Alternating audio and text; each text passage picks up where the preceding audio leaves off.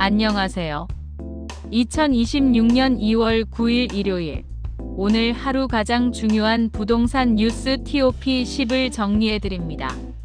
정책 변화, 시장 움직임, 그리고 투자자와 실수요자 모두가 체감할 이슈들을 기사 흐름 그대로 과장 없이 전해드리겠습니다.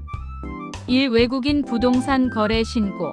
내일 2월 10일부터 대폭 강화. 정부가 외국인의 부동산 거래에 대한 관리 기준을 한 단계 끌어올립니다. 국토교통부는 2월 10일부터 외국인이 국내 부동산을 매수할 경우 단순 계약 신고를 넘어 체류 자격, 국내 주소, 자금 조달 방식까지 보다 상세하게 신고하도록 제도를 개편한다고 밝혔습니다. 특히 토지거래 허가구역 내 거래의 경우 해외에서 들여온 자금의 출처를 구체적으로 밝히지 않으면 거래 자체가 어려워질 수 있습니다. 그동안 외국인 거래는 내국인보다 규제가 느슨하다는 지적이 반복돼 왔고, 이 제도는 그 사각지대를 줄이기 위한 조치로 해석됩니다. 정부는 이번 제도 강화가 외국인 투기 차단뿐 아니라 시장 신뢰 회복을 위한 최소한의 장치라고 설명하고 있습니다. 시사점. 외국인 거래 신고 강화는 부동산 시장 투명성이라는 장기 과제의 시작점이다. 이 반도체 성과급이 만든 지역 부동산 온기, 충북 청주 사례. 수도권이 아닌 지역에서도 눈에 띄는 수요 변화가 포착됐습니다. SK하이닉스 대규모 성과급 지급 이후 충북 청주 지역 아파트 거래가 빠르게 움직이고 있다는 보도입니다.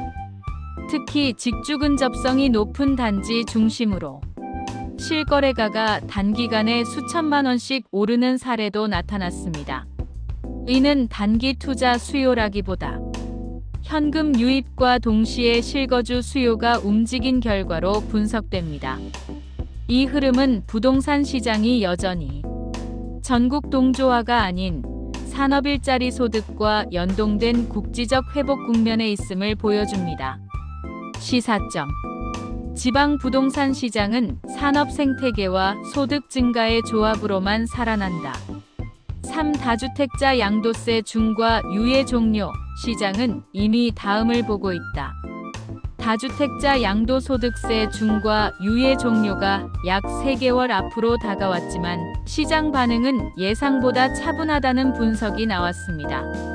일부 매물 출회는 있었지만 가격을 크게 낮추며 급매로 이어지는 모습은 제한적입니다. 오히려 유예 종료 이후 매물 잠김 현상이 더 심화될 수 있다는 관측도 함께 제기됩니다. 세금 정책이 거래를 일시적으로 자극할 수는 있지만 결국 시장 방향은 금리와 공급, 그리고 실수요의 체력에 의해 결정된다는 점을 다시 확인시켜주는 대목입니다. 시사점. 양도세 중과 유예 종료는 시장의 방향보다 타이밍에만 영향을 미칠 것이다. 4. 정치권. 부동산 감독원 카드 다시 꺼내다. 더불어민주당 정청래 대표는 부동산 시장 감독 강화를 위한 부동산 감독원 설치 필요성을 다시 한번 언급했습니다. 부동산 관련 불공정 거래, 내부 정보 활용, 투기성 거래를 전담 관리할 독립기구가 필요하다는 주장입니다. 이는 단기 대책보다는 중장기적 제도 개편 논의로 연결될 가능성이 큽니다. 다만 감독 강화가 곧 규제 강화로 이어질지 아니면 시장 투명성 제고에 그칠지는 입법 과정에서 상당한 논쟁이 예상됩니다. 시사점. 부동산 감독원은 규제기구가 아니라 시장 신뢰 보건 기구가 되어야 한다. 5. 한국은행 차기 총재 후보, 부동산 보유세 언급. 해외 언론 보도에 따르면 한국은행 총재 후보로 거론되는 인사가 부동산 보유세 인상 필요성을 언급한 것으로 전해졌습니다. 부동산 가격 상승이 금융 안정과 물가 관리에 부담을 주고 있다는 인식이 깔려 있습니다. 이는 통화 정책과 부동산 정책이 더 이상 분리될 수 없다는 현실을 반영한 발언으로 보입니다. 다만 실제 정책으로 이어질지는 정부 국회 금융당국 간 조율이 필요한 사안입니다. 시사점. 한은 총재 후보의 보유세 발언은 정책 방향 아닌 시장 인식을 드러낸 것이다. 육아시아태평양 부동산 투자 심리 4년 만에 최고. 글로벌 부동산 컨설팅사의 조사에 따르면 2026년 아시아태평양 지역 부동산 투자 계획이 4년 만에 최고 수준으로 나타났습니다. 금리 안정 기대, 물류 데이터 센터 도심 오피스 수요 회복 등이 투자 심리를 다시 자극하고 있습니다. 이는 국내 부동산 시장 역시 완전히 고립된 흐름이 아니라 글로벌 자본 이동과 연결돼 있다는 점을 시사합니다. 시사점. 글로벌 자본은 한국 부동산 시장을 상업용 수도권 주거로 이원화해서 본다. 7 서울 오피스 물류센터, 조용한 회복 신호. 상업용 부동산 시장에서도 변화가 감지됩니다. 서울 주요 업무지구 오피스 공실률이 소폭 개선되고 물류센터 거래 역시 점진적으로 재개되고 있다는 분석입니다. 코로나 이후 위축됐던 상업용 부동산이 폭등 없는 회복 국면에 진입하고 있다는 평가도 나옵니다.